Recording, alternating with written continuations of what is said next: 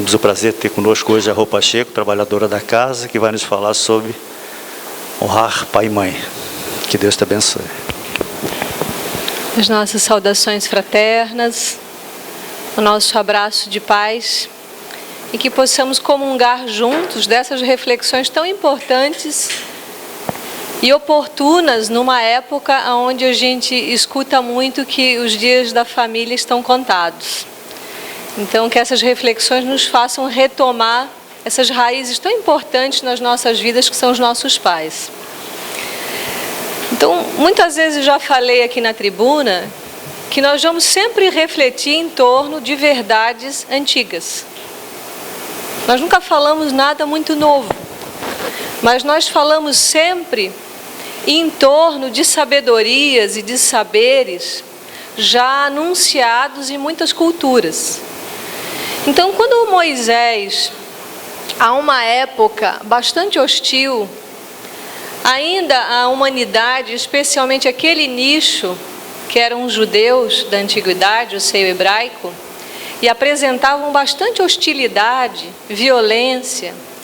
E quando Moisés ele faz o seu recolhimento no Monte Sinai, e mediunicamente, de alguma maneira, através dessa faculdade, ele recebe esse decálogo, o quinto item, e não por acaso, porque se nós pensarmos em linhas pedagógicas, e se a gente pensa no decálogo como um expediente, como algo que vai nos direcionar a uma conduta, e esse quinto mandamento, ele está exatamente no meio. Então, indicando uma posição importante, que medeia o que está acima, as orientações que estão acima, e as orientações que estão abaixo. Mas Moisés, então, anuncia esse mandamento: honrai a vosso pai e a vossa mãe, a fim de viverdes longo tempo na terra, que o Senhor vosso Deus vos dará. Moisés, a essa época, ele anuncia uma promessa àqueles peregrinos que passaram em torno de 40 anos para alcançar uma instância que a priori é a terra prometida. Então ele anuncia um ganho aqui, ele anuncia: se nós honramos o pai e a mãe, nós vamos desfrutar de um lugar na terra. Mas no capítulo 14 do Evangelho segundo o Espiritismo, e não por acaso, Kardec vai dedicar um capítulo a essa orientação, a essa normativa do decálogo. Por que Kardec faria isso no Evangelho segundo o Espiritismo? Que também é um expediente para as nossas vidas, que também é algo que vai nos orientar os passos nesse caminho. E ele faz uma retificação quando ele menciona, ele enuncia da mesma maneira, ele diz: honrai a vosso pai e a vossa mãe, já não é a terra que lhes promete, e sim o céu.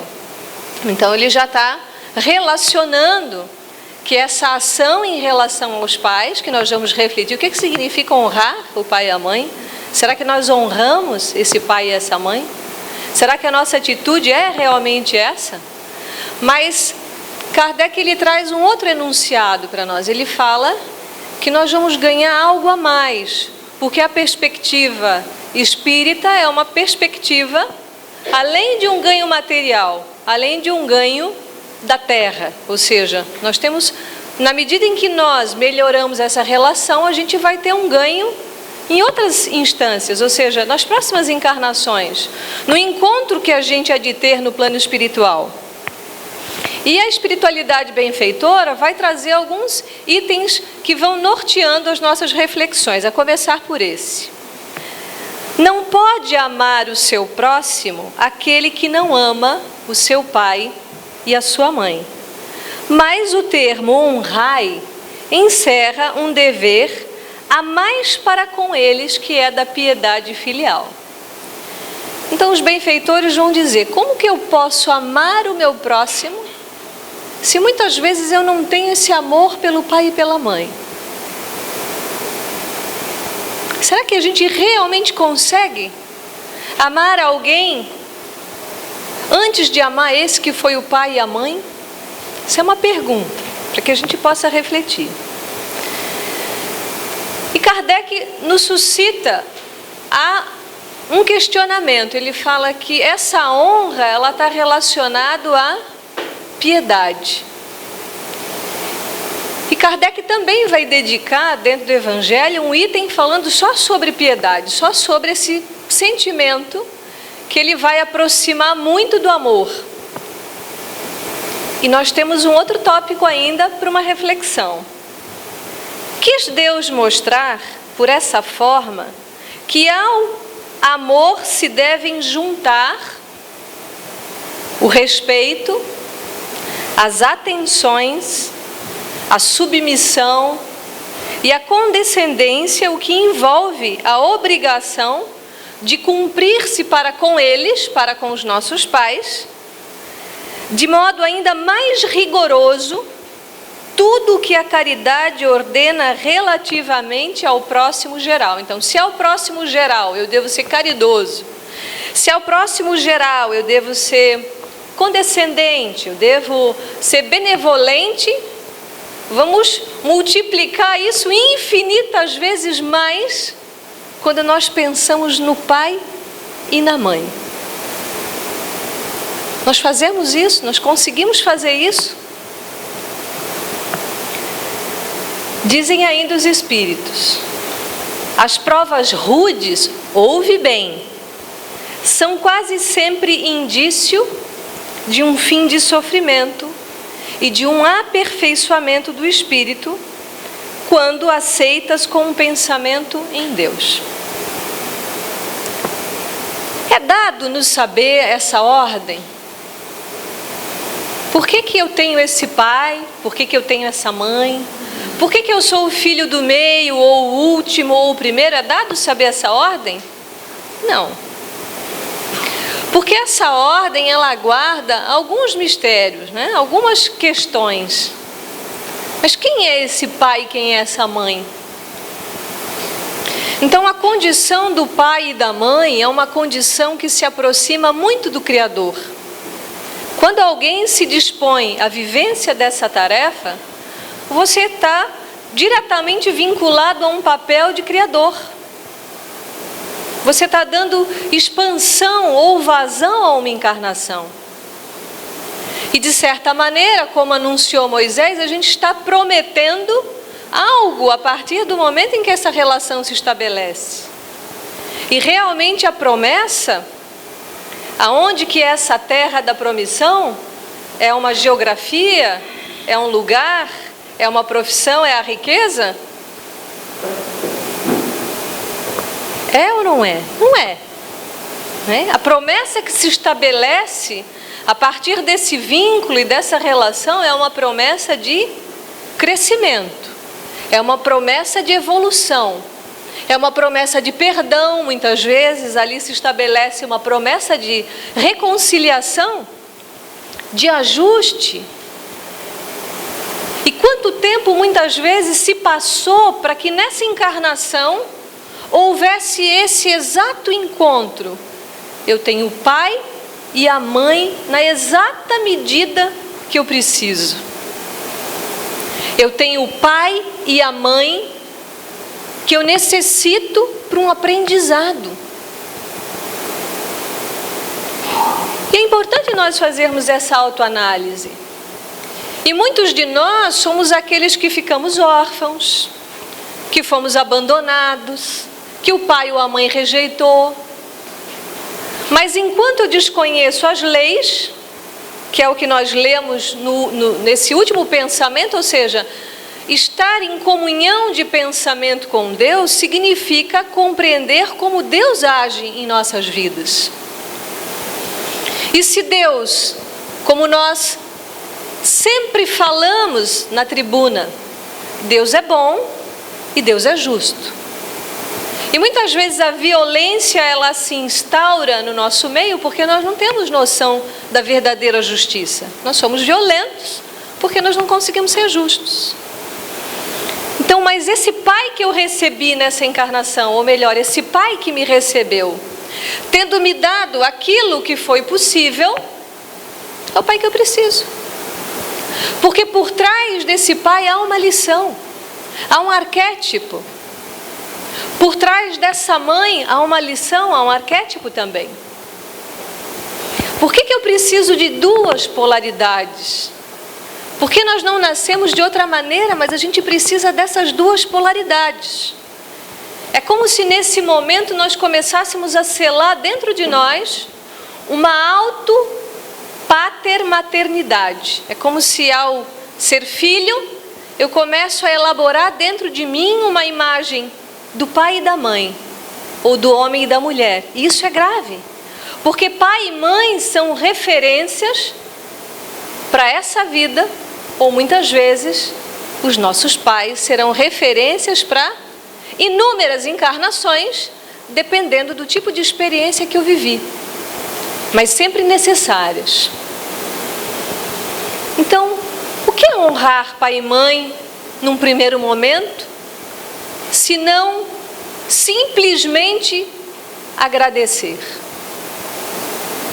Porque cobrar algo do pai e da mãe é uma forma de ser injusto. Cobrar é sempre injusto. Imagine se Deus cobrasse de nós.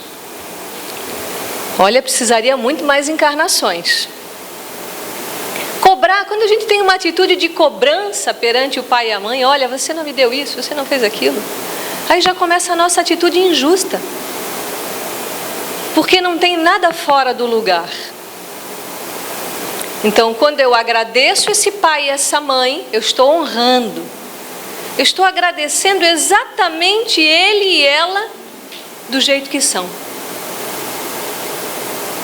Eu estou honrando, agradecendo tudo o que eles me deram, que podem ter sido coisas maravilhosas, mas podem ter sido experiências graves. Mas isso não é por acaso. No livro Jesus, Luz no Lar, que é uma psicografia de Chico Xavier, onde inúmeros espíritos ditam as mensagens, Benedita da Cunha fala que um espírito é como um brilhante, que um filho é como um brilhante na terra, porque ele é uma promessa no céu. Mas nem sempre essa vivência vai conferir todo esse brilho. Nem sempre isso vai acontecer. Às vezes a experiência de ser filho vai ser uma experiência traumática. Mas mesmo assim, é o aprendizado. É a necessidade daquele que está ali. Então eu agradeço não só pelo bem que recebi, mas pela dificuldade que vivi, ou pela dificuldade que eu vivo. Porque vejam só, uma mulher que se dispõe a uma gestação, que experiência é essa? E por isso que é bom que nós todos transitamos nos dois sexos, e às vezes nós esquecemos disso. Numa encarnação a gente tranquilamente pode ser homem, ser pai, não ser. Na outra encarnação a gente pode ser mulher. E há a necessidade de que se transite assim para que se angarie essa experiência, para que se sensibilize, como nós vemos realmente homens que ficam muito sensibilizados diante de uma gravidez da mulher, mas outros que são embrutecidos, que não conseguem perceber esse milagre da existência acontecendo, esse milagre que Deus nos confere. E muitos de nós nos escapa isso também. Muitas mulheres não vivem isso divinamente. E muitas nem sequer pensam na possibilidade. E isso não se julga, são opções. Então, quando essa criança nos chega aos braços, a gente observa ali uma relação de dependência que é muito longa. Diferente de todos os mamíferos, que logo nos primeiros dias, eles já vão dando conta da sua vida, já vão se tornando independentes. Mas como a gente esquece isso rápido? Isso escoa tão rápido na nossa mente. Daqui a pouco a gente já começa a reclamar do pai e da mãe. E esquecemos que nós ficamos sob uma tutela por um longo período.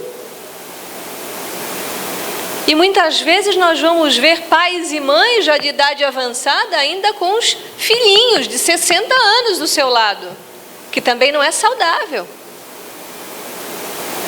Mas essa dependência, ela já é necessária. Eu vi que algumas pessoas riram aí, quando eu falei dos filhinhos de idade mais longa. Então, são aquelas pessoas que realmente estabelecem essas relações. Então, essa tutela acontece, esse cuidado se estende. Então, pai e mãe, meu Deus, os pais vivem muitos papéis. São professores, são enfermeiros, são cuidadores, muitas vezes são generais, são militares dentro de casa. Mas há necessidade dessa tutela. Quando, até os 7 anos de idade, esse espírito ele é tão elástico, ele tem tanta plasticidade em receber as informações. E nesse mesmo livro, Luz no Lar, quando o Chico narra um caso de uma mãe que recebeu, ela quis muito engravidar e teve um filho, mas tratou esse filho feito um bibelô, atendendo a todas as suas vontades, mas a todas. E quando o marido a repreendia, ela brigava com o marido. Então a gente vê uma distorção na relação, porque tem que haver cumplicidade na hora da orientação. Se um fala A e o outro fala B, vai ter uma distorção. E para onde essa criança ela é super protegida, ela tende a fazer uma parceria. Ela vai fazer uma relação de maior confiança com aquele que a protege. Isso não é saudável. Mas essa mãe, isso é um caso real, ela protege esse jovem, ele cresce, essa criança cresce com extrema hostilidade, usando de maus tratos na sua linguagem com os professores na escola, sendo violento, e a mãe acha tudo isso muito engraçado, porque ele é só uma criança. E quando ele chega na adolescência, o pai morre vivendo todo aquele desgosto, porque as nossas emoções roubam a nossa vitalidade, esse pai desencarna, e a mãe começa a ser hostilizada por esse filho. São situações que nós vemos, filhos que batem nos seus pais, que estão longe de ter uma relação de honrar, porque a mãe e o pai são expressão da divindade, são expressões de Deus na nossa vida, e é assim que a gente deveria se comportar, não na perfeição de Deus, mas nos dando respeito, que não é uma relação de temor, mas é uma imposição que se coloca pelo respeito. Pelo respeito. Então essa mãe tem que se afastar desse filho.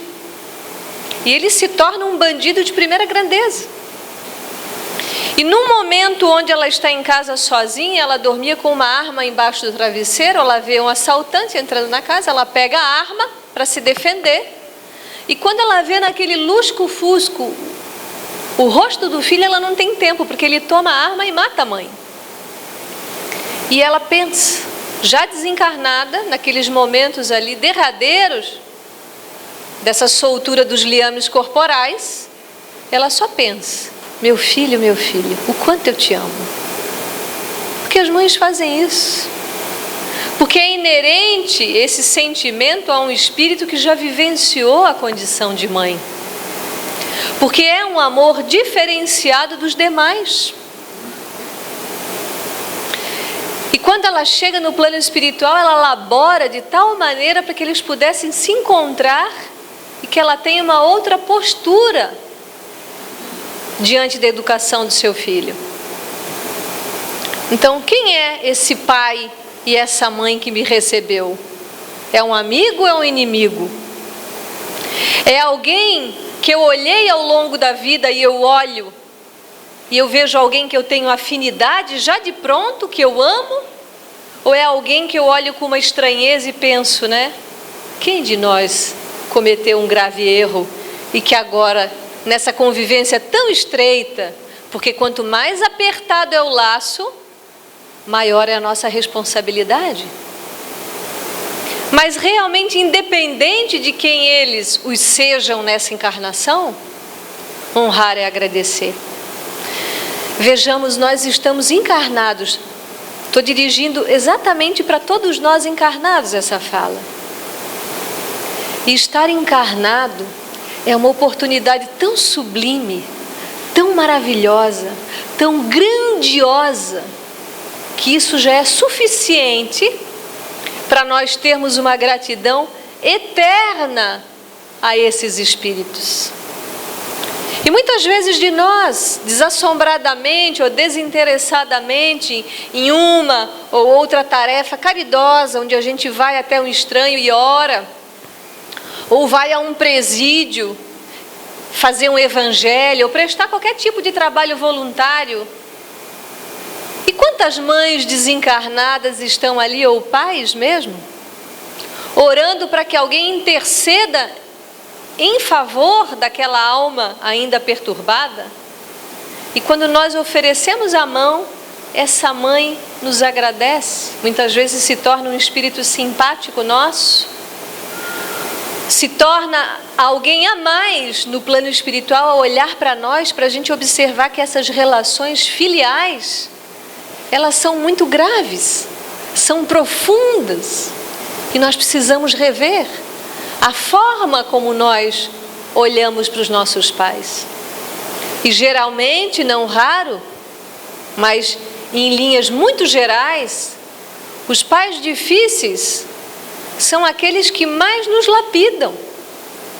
São os pais difíceis que muitas vezes vão gerar grandes pessoas para o mundo, se a gente aproveitar bem. Porque daí isso vai passando pela nossa ótica. Porque a tendência é sempre reproduzir. Quando eu critico muito esse pai e essa mãe, primeiro eu estou querendo me colocar num lugar acima. Isso daí está fazendo tudo errado. Estou me colocando num lugar. E esse lugar, primeiro, ele já não existe. E segundo, nós partimos daquele princípio. Eu estou cobrando por uma coisa que não é real. Essa cobrança, ela não tem fundamento. Porque alguém só vai nos dar daquilo que ele tem. Então, o que eu recebi aquilo que o pai e a mãe tiveram para me dar. E se eles não deram, é porque eles não tinham. Porque é engraçado isso. Muitas vezes, quando nós mesmos somos cobrados, a gente não gosta. E para mim já não vale essa regra. Mas quando é para o outro. A Mafalda, que é um desenho em quadrinho de um cartunista argentino, ela num diálogo, para ver como é complexo a gente entender o mundo adulto, quando a gente é criança. Uma amiga pergunta a ela, como é difícil entender os adultos, eles são tão complicados. Ou as pessoas um pouco mais velhas, ou mesmo os pais. E a menina diz, mas os pais ainda é mais complicado de entender. Daí a Mafalda responde, os pais, eles são como um filme que nós entramos na metade. Então, quando o espírito chega, pequenininho, na condição de bebê, mas com toda a sua atemporalidade, o que diz respeito a que é um espírito, ele chega num lugar onde esse filme já começou faz tempo. E muitas vezes nós não paramos para observar o que esse pai e essa mãe recebeu do pai e da mãe dele. E as coisas se repetem. Se a gente olhar bem, nós estamos muitas vezes hoje repetindo os mesmos comportamentos, até das coisas que a gente costumou criticar. Então esse olhar mais amplo, porque não só o que está acontecendo no momento vai nos despertar curiosidade, mas como esses pais também receberam essa educação, ou essa amorosidade. Há uma história que fala da repetição de padrão, onde essa história, muitos dizem que é Freud, mas eu já ouvi também ela ser mencionada de outros sábios. Mas quando Freud, porque se fala dele? Porque se fala também da psicologia. Então, em muitas, se não praticamente todas, dentro das abordagens psicológicas, se eu tenho um comportamento, ele está muito relacionado ao que eu recebi, do pai e da mãe. Então, isso é um fundamento. Então, Freud vai participar de um jantar, e o que é oferecido à mesa é um peixe que é servido sem a cabeça e sem a cauda. E realmente o peixe está saboroso, ele degusta, mas ele não entende porque a forma é grande e o peixe estava sem as extremidades. Ele pergunta, por que esse peixe é servido dessa maneira? A dona da casa responde, olha, é uma receita de família, a mamãe fazia assim. Sua mãe mora aqui perto? Eles marcam encontro, ele era um estudioso, conversa com a mãe, e ela repete a mesma coisa, diz que era uma receita de família. E a matriarca, que era a avó, ainda encarnada, ele pergunta a ela sobre essa receita, por que o peixe era servido daquela maneira. E ela diz, porque a forma era pequena. Ou seja, já haviam outras condições, não precisaria ter feito dessa maneira, mas a tendência é repetir. E nós repetimos muito pela nossa ignorância e muito pela nossa inconsciência. Porque falta esse lado investigativo. Imagine se Allan Kardec não fosse um investigador, um questionador, um perguntador. Porque há de se estabelecer diálogos, de saber o porquê. Por que a vida tomou esse rumo? Cada vez mais nós temos essa liberdade de diálogo dentro dos nossos lares, de falar dos nossos sentimentos, porque o Evangelho, como esse expediente, essa normativa para as nossas vidas, ele vai nos convidar a um processo de sentir, mas também de sentir o outro. Quando a gente sente, a gente se aproxima, e preferencialmente mais isento de julgamento. E fazer uma escuta apreciativa. Não escutar no campo aqui da altura do cérebro e julgar, mas escutar muitas vezes o que aquele familiar tem para me dizer. Então nós vemos essa honra ao pai e à mãe, essa piedade que tem que ser muito maior do que a qualquer um.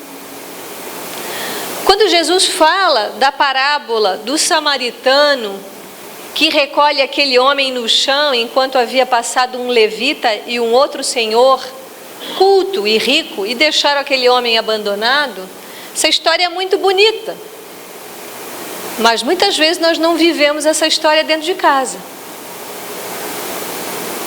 porque as pessoas difíceis dentro de casa, muitas vezes nós tendemos ao abandono. Quando começa a complicar, eu deixo de lado. E aí nós esquecemos mais uma vez, se nós estamos juntos é um compromisso. Se um nos abandona, é porque outro vai chegar no lugar. E quantas dificuldades nós lidamos com isso? Parece que a gente quer eternizar algumas pessoas, porque às vezes uma mãe desencarna por uma criança pequena, mas pode vir uma outra mãe, pode vir um outro casamento. E que resistências às vezes nós encontramos em acolher. Ou mesmo dentro dos processos de separação, onde vem outra parentela se estabelece, mas não importa aquilo que eu carrego como um título. O que importa é o sentimento, é como eu estou elaborando a minha relação. E o quanto eu sublimo a minha dificuldade, porque a do outro, o outro vai ter que dar conta, obviamente. Mas essa análise que eu tenho que fazer, na relação especialmente com pai e mãe, a dificuldade que eu tenho que analisar é a minha em relação a eles. O que eu não aceito nele? E por que muitas vezes se exalta muito mais a sombra do pai e da mãe? Chico Xavier, ainda no mesmo livro, ele fala de uma situação onde um jovem vem com a sua barca salvando algumas pessoas ou anunciando uma cheia. E esse jovem chega à casa de um homem velho e sozinho, mas que era um minerador, que possuía alguns diamantes.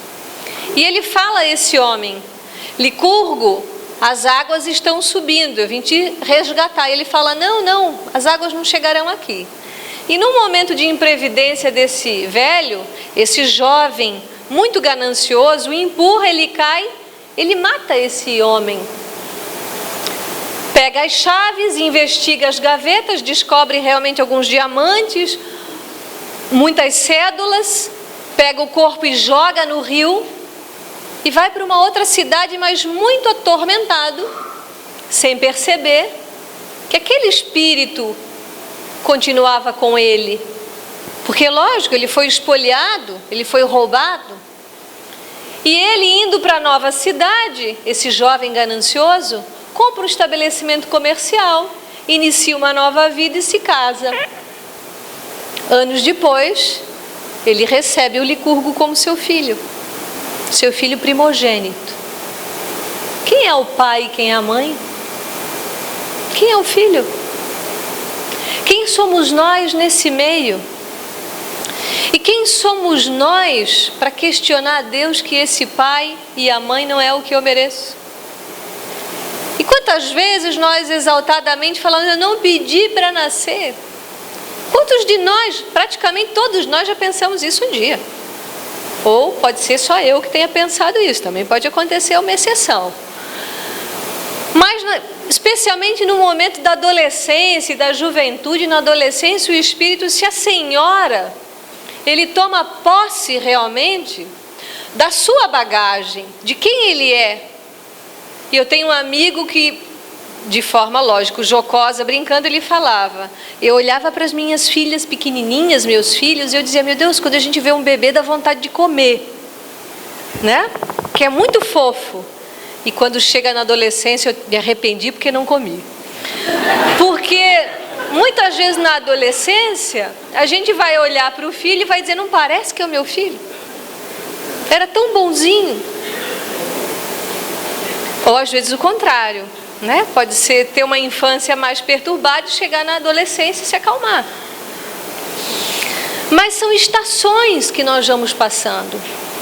E são essas referências que nós vamos recebendo, que nós vamos, se não por um processo de tomada consciencial, refinar as informações que nós recebermos dos nossos pais, que nós recebemos, para que a gente passe no momento em que a gente é pai e mãe, para os nossos filhos. Para que isso se aprimore, sendo que o primeiro e mais importante dever do pai e da mãe, isso está no capítulo 14, é eu apresentar Deus para aqueles que estão sob a minha tutela. Isso é a coisa mais importante.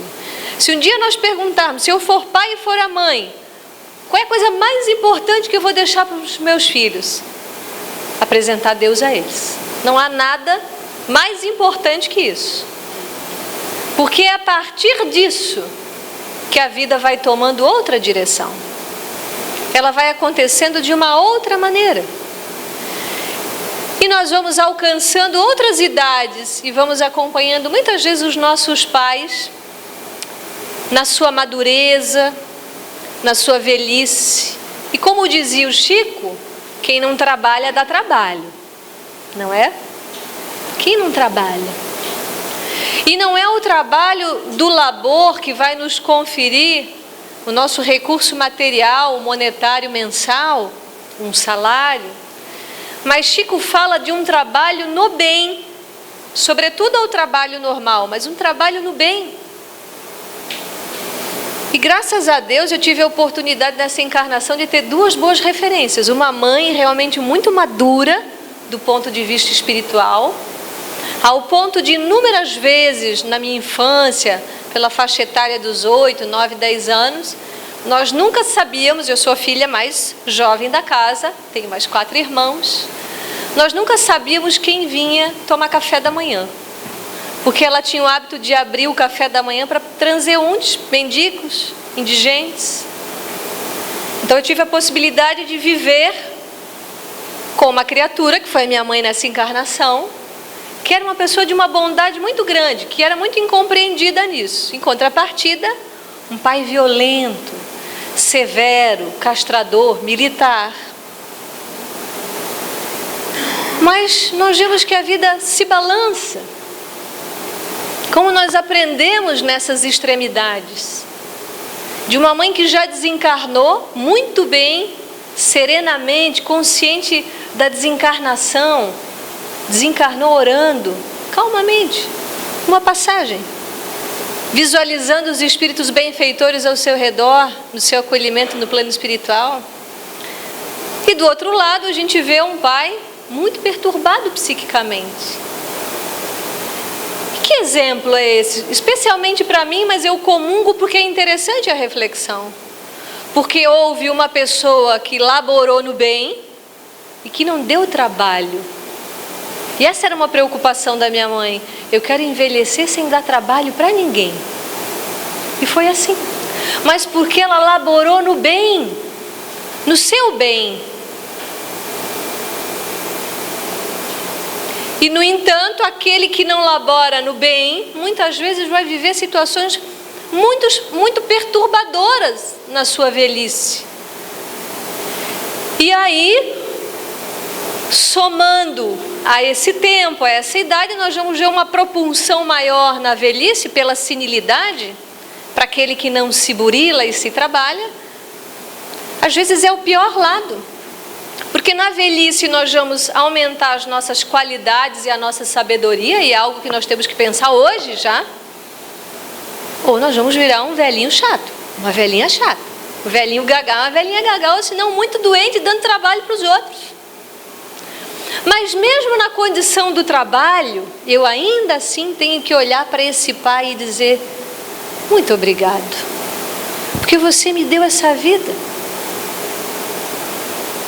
Olhar para o pai com um olhar piedoso, olhar para o pai com um olhar grato.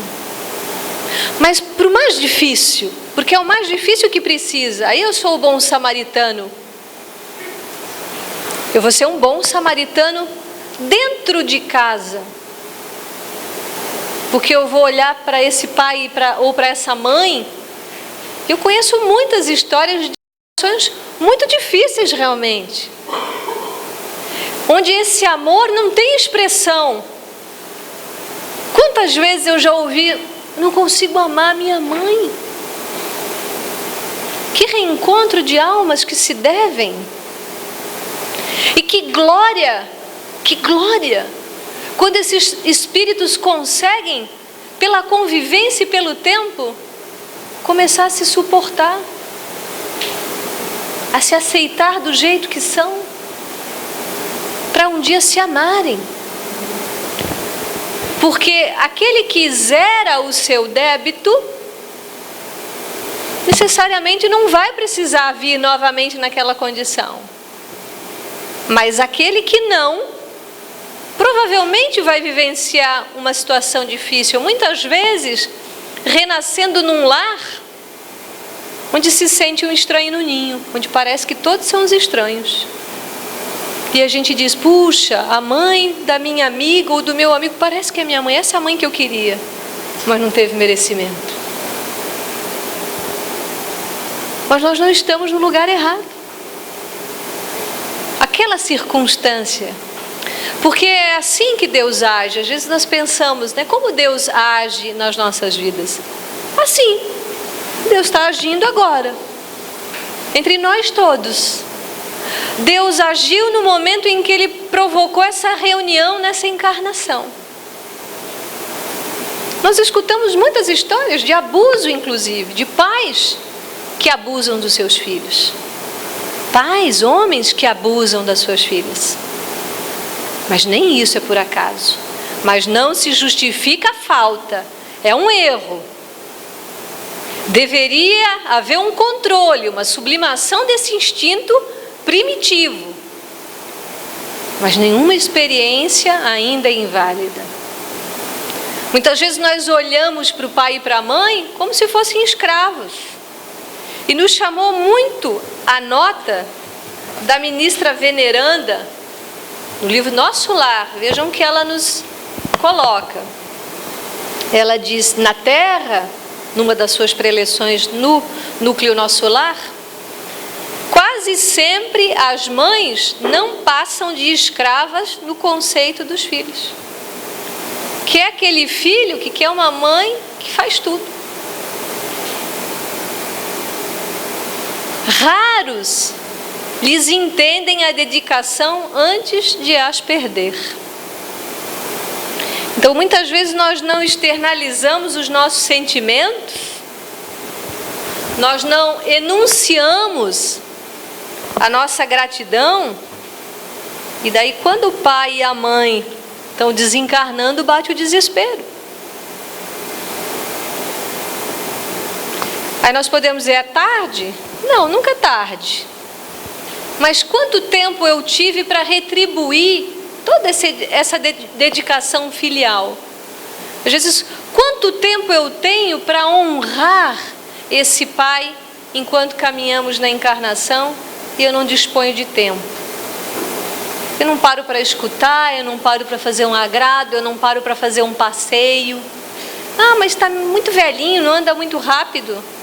Mas quem ama, ao contrário de acelerar, quem ama desacelera. Porque se nós pensarmos na figura de Jesus, que estava há muito tempo na nossa frente, mas nós sempre dizemos, quem ama, um anjo que ama, e se a gente pensa na figura mítica do anjo com as asas, o que o anjo faz? Ele tira as asas, deixa lá no cabide, põe uma havaiana e vem caminhar ao nosso lado, no nosso passo. Quem ama faz isso. Quem ama faz movimentos enormes para que não haja distâncias. E mesmo às vezes dentro dos lares, a gente vai ver que há distâncias abismais entre mãe e filho, entre pai e filha. E nós que aqui estamos refletindo diretamente sobre essas proposições, que são proposições do Evangelho, que nos diz, ama o teu inimigo, porque amar quem nos ama é fácil. Então nós temos que dar esses primeiros passos, porque se nós analisamos a figura já aureolada dos cabelos brancos, com exceção daquelas que gostam de pintar os seus cabelos, lógico, e respeitando essa graça, mas as rugas, a idade, o cérebro que está ainda mais possível de plasticidade é o mais jovem. Então é o mais jovem que pode fazer o movimento em direção ao mais velho. Nós vemos na nossa cultura ocidental, infelizmente, essa falta de trazer os mais velhos para as reuniões, onde os mais velhos devem ser ouvidos, porque são mais sábios. Em alguma coisa eles hão de ter mais experiência do que os mais jovens. E às vezes a gente diz, não sabe de nada, já está gagá. Que horror quando a gente coloca essa pessoa que representa Deus Pai e Mãe na minha vida nessa condição, ou no esquecimento. Então nós nos privamos de uma grande oportunidade. E mesmo esses pais e mães que desencarnam, que continuam ainda trabalhando, olhando, orando por nós que aqui ficamos. E se nós vamos fazendo essa lição de casa, porque muitas vezes coisas que nós fizemos como filhos, nós vamos receber dos nossos filhos como pais. Porque a vida é matemática. Às vezes eu vou viver com um filho aquilo que eu fiz como filho. Eu vou viver com um filho a experiência que eu tive na condição de filho com o pai e mãe. E por que isso se repete? Para que a gente aprenda. Para que às vezes aquela experiência nos relembre a memória de onde eu falhei e ali se estabeleça um processo de auto-perdão para comigo. E mais uma vez a ação de gratificar esse pai, ser grato. E ser grato sempre. Então nós vamos cumprindo a nossa lição de casa, bem feita. E que maravilha! Imaginemos nós nesse momento derradeiro dessa vida, nós não sabemos quando vai acontecer. E talvez ali ao lado a gente vê a mãe, o pai. nos esperando e dizendo: está tudo bem, vem meu filho, a sua mãe está aqui. Você cumpriu a sua tarefa. No livro Paulo e Estevão, nós encontramos 3 figuras importantes: Joquedebe, que é o pai, Ezequiel e Abigail, bem na parte introdutória do livro Paulo e Estevão.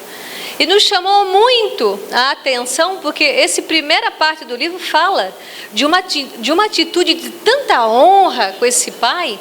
Eles, judeus, perdendo grande parte da sua fortuna, dos seus bens, das estâncias de terra para os romanos, e ali vivendo uma vida realmente aureolada sob as orientações da Torá, do Velho Testamento, dessa relação com Deus, desse amor a Deus. E Joquedebe, quando ele vai à cidade de Corinto comprar frutas e peixes para as refeições da casa, alguns soldados romanos, ele é um senhor idoso, olham para ele e falam: você não cumprimenta os soldados romanos? E ele não falou nada. Imediatamente ele é esbofeteado. Muito constrangido, de cabeça baixa, pensando sobre que Deus é esse. A lei de Italião se aplicava a essa época ainda. Olho por olho, dente por dente. Ele toma de um sentimento de vingança. E ao retornar do mercado, para não sofrer o mesmo ataque e reproche, é um outro núcleo de soldados, ele cumprimenta, e os soldados falam: quem que você pensa que você é, seu judeu? Cumprimentando os soldados romanos, esbofeteiam ele de novo. Então ele chega em casa tão indignado, tão revoltado, que a sua filha Abigail o consola. Ele diz: pai, nós não devemos nos revoltar contra Deus. Deus é bom, Deus sabe o que faz. Nós não passamos por aquilo que nós não precisamos passar, nós passamos pelo que precisamos passar. E ele fala da sua revolta. E naquele dia foi anunciado que os judeus que se sentissem espoliados, haveria um momento onde Licínio Minúcio, que era um representante da cidade de Roma, ouviria as queixas dos judeus, para de alguma maneira representar ou devolver aquilo que seria de direito. E Joquedebe fala aos seus filhos, e os filhos percebem que é um ato insano do pai. Eles sabiam que o pior podia acontecer. Não, mas é de direito, eu vou reclamar as minhas terras, os meus bens. E ele vai à audiência. E é o que acontece com Joquedebe. Já adivinharam, né? Ele sofre algumas chibatadas e volta para casa muito mais ferido no seu brio e com um sentimento de vingança maior. O que ele faz? Aí ele perde toda a sua propriedade, já não tem mais casa. Ele tem 3 dias para sair de casa com seus filhos. E quando ele volta para casa, ele ateia fogo nos terrenos vizinhos, que eram os terrenos de um grande romano. E quando ele volta para casa, já tendo ateado fogo, depois de dar algumas voltas para que ninguém descobrisse que ele tinha feito isso, a sua filha o recebe, ele ensanguentado, e ele diz: aonde está meu filho? E Abigail diz: olha, ele está apagando o fogo que alguém ateou nos terrenos vizinhos. E quando Gesiel volta para casa, o pai conta que foi ele. Mas em nenhum momento aqueles filhos xingam esse pai. Eles reprovam a sua atitude de uma forma muito amorosa. Moral da história: Joquedebe morre sem os bens, sem os filhos. Ezequiel segue a sua trajetória e Abigail também. Mas é um exemplo tão lindo de filhos que conseguem honrar esse pai, cuidar desse pai, compreender a sua revolta sem o reprochá-lo, ao contrário, sempre acolhendo. E essa é a lição que fica para nós. Que nós possamos alargar um pouco o nosso olhar diante desse pai e dessa mãe. Que nós, se estivermos ao lado deles ainda de forma encarnada, que nós possamos fazer mais pelos nossos pais. Mais mesmo. não vendo na figura da mãe a empregada, mas por que há de se pedir sempre que alguém nos estenda a mão? Por que não pode ser espontâneo a ação de ajudar? Por que não pode ser espontâneo a ação de falar do que se sente? De não se perder tempo para dizer: mãe e pai, muito obrigado. Eu nunca te falei isso, mas hoje eu quero te dizer muito obrigado, pai e mãe, por você ter me dado a vida. Será que eu já falei isso para o pai e a mãe alguma vez? De agradecer por essa encarnação, de agradecer por tudo e de dizer: eu te amo exatamente do jeitinho que você é. De olhar e sentir essa sinceridade. Gandhi, na sua juventude, que era um garoto muito travesso, não teve coragem de falar ao seu pai dos erros que havera cometido. Então ele escreve uma carta com todas as suas sandices e entrega ao pai, que estava doente. E quando o pai lê a carta, o pai chora, e chora muito. Gandhi também chora, e eles se abraçam, e Gandhi diz: essa foi a minha primeira lição de não violência. Então que nós tenhamos essa coragem de ousar no melhor de nós, e que possamos ter a coragem de ousar comunicando aos nossos pais.